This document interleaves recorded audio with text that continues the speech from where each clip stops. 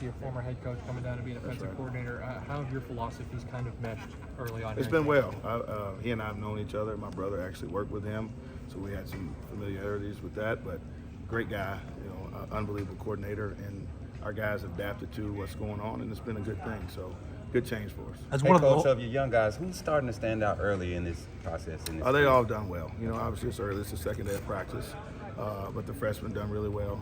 Asaya's done well. Beeman's done well. We had guys here that had experience. So just to watch those guys progress, and they've had an opportunity to work out with Blue and do some things on their own, and they've done good. I'm proud of them, and we're going to continue to try to improve on what we're doing. As one of the holdovers from the previous staff, what was something that you wanted to convey to the new staff as being important to the University of Alabama and this football program? I just think, when you have head coaches who've won, like Coach Saban and Coach DeBoer, they all have things in common. And it wasn't a big adjustment.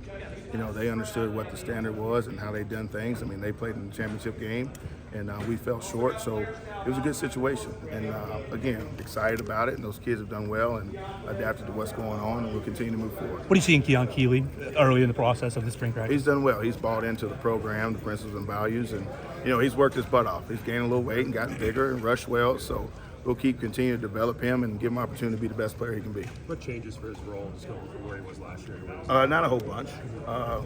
We give him a feel more. That'd be the best thing. But again, he's balled in. He works hard every day. He wants to know what he's got to do to get better, and we're going to continue to do that and develop that kid. And I mean, he's a great athlete, a great kid, and great student athlete. So he's got everything you need. We don't get to see a lot of practice. I don't know how to compare, but there was a time when you kind of took him and you kind of.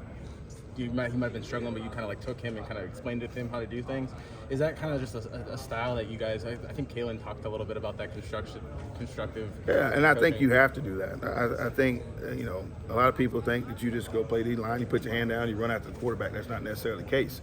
And that kid has to learn how to play the position, just like anything else. So explaining to him what to do so he don't get frustrated, and he can go out there and perform and do it how you're asking him to do it, and let him know why he's doing it.